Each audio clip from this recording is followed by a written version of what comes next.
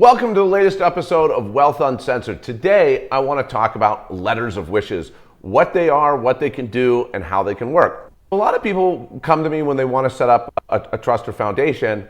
One of the things that I do is whenever I help somebody set up a trust or foundation, I really work with them to go through the planning process very carefully. A lot of advisors, they just have sort of their template, they try to fill in the blanks, and basically they've productized it. Welcome to the Wealth Uncensored podcast, straight talk about everything that impacts your wealth.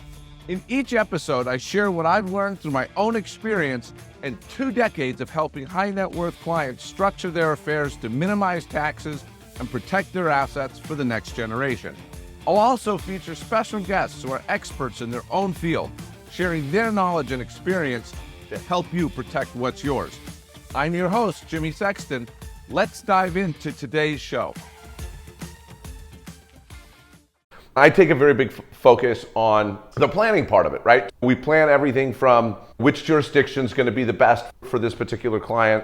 We look at, for example, who the management is going to be now. Is it going to be professional management? Is it going to be managed by family members, by professionals, by friends, by a combination? Then how the board or the trustee is going to function. And if there's a vacancy on the board, how succession works, how that's going to be filled. If there's a guardian or a protector, usually they have the ability to remove and replace people, the trustee or people on the council. In the case of a foundation, approve distributions. There's different powers that they can have. But I have other episodes on that which you can listen to. I'm not going to get into detail about that. But one of the other things we really focus on is what the client wants to happen with the assets in the trust or foundation and help them craft distribution provisions that reflect their wishes. My big preference is for discretionary trusts and foundations. You have a trust or foundation, you name the class of beneficiaries or individual beneficiaries, but these beneficiaries are all discretionary, right? They don't have a right to claim a distribution. Basically, the trustee or the board of the foundation decides which beneficiaries are going to receive distributions, when and how much. Sometimes they can decide that distributions are going to go to one beneficiary to the exclusion of others. Amounts can be different. And the reason I prefer discretionary trusts and foundations is, one, because you have the flexibility, right? Sometimes you might have one beneficiary that needs more than another beneficiary, or maybe you have one beneficiary that's in school and you really want to make sure that their school is paid for. Other beneficiaries are financially stable, they don't need any money. I really like the flexibility that's offered in discretionary foundations. The other reason is if you give somebody a fixed interest, right? Like you say one beneficiary, they get 25% of the foundation or trust, for example. The problem is that a lot of tax authorities are going to view that 25% interest as an asset, right? Owning 25% of a company. So that can have huge tax implications for including the value of that 25% in a wealth tax, for example, or having to pay income tax on the income generated on that 25%. Or if you die, potentially even in an estate or inheritance tax. And then also from an asset protection standpoint, if you get sued or creditors, depending how the trust or foundation is drafted, it can also be viewed as an asset by courts, for example. I think you lose some tax advantages and potentially some asset protection. That's another reason why I'm really a very big fan of discretionary trusts. But some clients have very particular views on how people should benefit, right? For example, when one of their kids gets married or something, they want them to get a certain sum of money, or they want the trust or foundation to buy them their first house, or something along those lines. But let's say, for example, you have something specific. You set up a foundation or a trust, you have 4 kids, and you want each kid to receive equally from the trust or foundation. If you say each one gets 25%, we run into these issues of taxation, asset protection that I just discussed. How do you resolve that? Or let's say, for example, it's something that's a little bit more vague. You want your kids to be supported and have the lifestyle that they've had, more or less, but you don't want them to be spoiled. You don't want them to not have enough money to live. Maybe your views are, like, look, you want everything to be paid for while they're going to school, but as they get older, you want to support them less because they should be able to support themselves. So the question is, how do you make that happen? So a lot of clients really want to incorporate this in the governing document of a trust or foundation. These, let's call it these views or these sort of vague ways that they want the beneficiaries to benefit.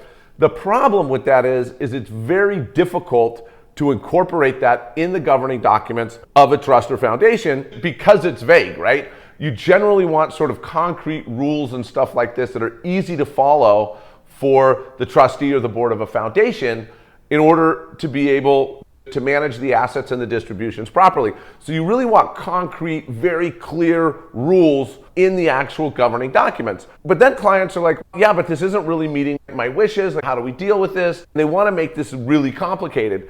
And that has a few issues. One, I think vagueness in the trust or foundation documents is very dangerous because there can be different interpretations, right? Not just by the board, but potential beneficiaries. Maybe if you're talking about they should be provided with income for a reasonable lifestyle, let's say, for example, right?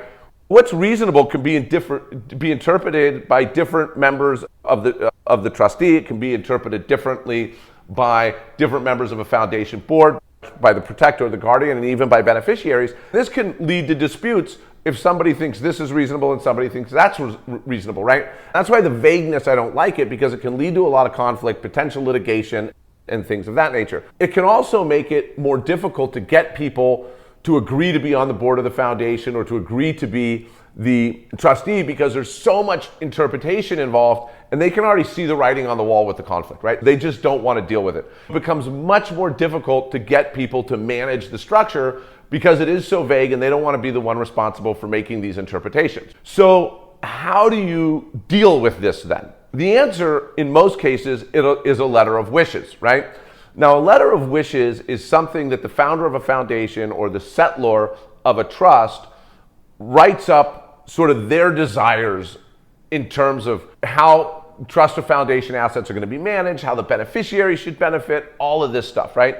Now, the downside of a letter of wishes is it's not a legally binding document, meaning the trustee or the board of the foundation is not required by law to follow what's set out in the letter of wishes. But generally speaking, they do, right? Because look, trustees and board members of foundations, they want as little liability as possible, right?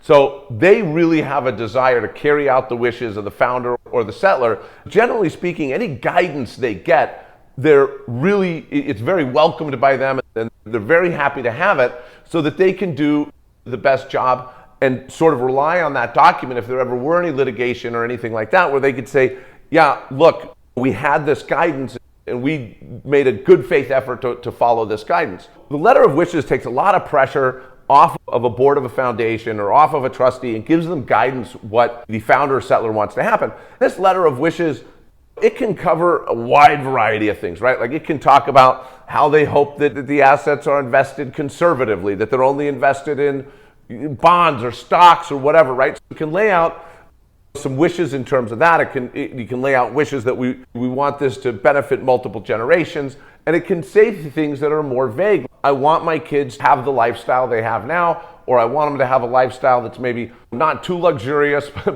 but also not that they're suffering. They want them to have a good lifestyle. That sort of gives the board a sense of, look, this is the lifestyle they have now. This is what the lifestyle we want to keep them in. That's a lot better than saying, hey, the kid gets $100,000 a year, right? Because this lifestyle might cost $50,000 today, but 10 years from now, it might cost $100,000. We're not defining it by money. We're deciding that we want to keep this lifestyle, right?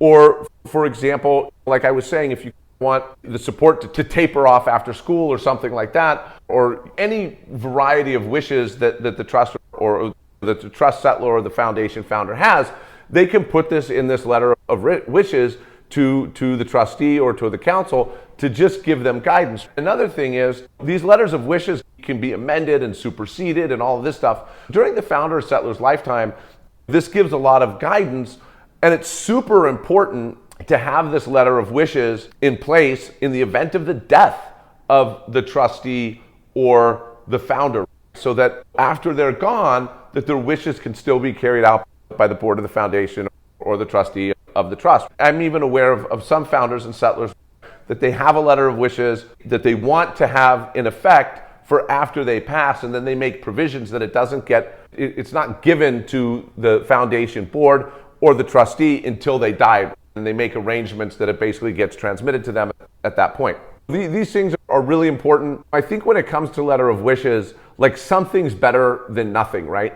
I feel like a lot of my clients sometimes, they want the perfect letter of wishes. We get the trust and foundation set up, we start working on the letter of wishes, and they just try to make it so complicated and they just want it to be perfect. It delays months and months and months.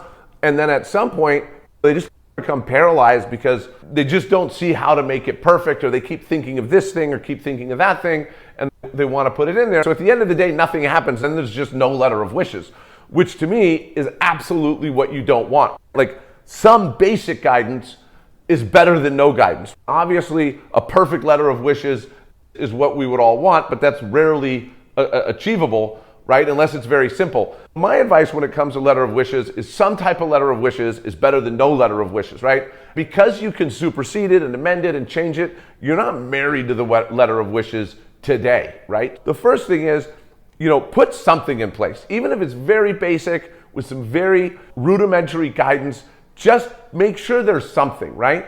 And then as time goes on, you can always amend it or change it and try to develop it into your vision of what the letter of wishes is going to be. I think a lot of times with estate planning, and this includes letters of wishes, needs and preferences change over time, right? It is definitely not a set it and forget it exercise, right? You definitely want to be reviewing your estate plan. I always recommend once a year, but even if it's every couple years, reviewing it from time to time, even if it's every 5 years, is still better than not reviewing it at all, and then amending it to fit your needs if need be. I think that definitely holds true for the letter of wishes, right? This is something where so many clients, they just want to get it done and they want to get it delivered to the trustee of the trust or the foundation board, and they just want to forget about it and not think about it anymore. I get that. Thinking through this thing is not always a pleasant exercise. It can be complicated, it can be exhausting, but I still recommend reviewing. If you have a letter of wishes in place, if you don't have a letter of wishes in place, put one in place, even if it's basic, then just make a note to review it once a year and make changes to it. So it's not a set it and forget it thing. I think that's really important that people do take the time to review their letter of wishes from time to time and amend it as need be, not just do it as a set it and forget it document, because then it might not achieve your desires when it's needed. Those are my 2 tips when it comes to letters of wishes. 1, a basic letter of wishes is better than no letter of wishes. You can try to get it perfect over time. Secondly, make sure you review the letter of wishes from time to time, amend it to reflect your revised wishes, and just get that in the hands of the trustee or the foundation board so that they have some guidance, because that's going to be better. Remember, should be a living, breathing document, and it's a good exercise to review it and amend it from time to time. Anyway, I hope you found this informational. Join us for future episodes. Thanks. Thank you for joining me on Wealth Uncensored, where we help you minimize taxes and protect your wealth for the next generation. If you like our show, be sure to subscribe and leave a review. And if you have any questions or suggestions for future episodes, we'd love to hear from you. You can email us at info@esquiregroup.com. And don't forget to visit Esquire Group's website for more information on how we can help you secure your wealth. I'll be dropping knowledge again next week. Don't forget to join us.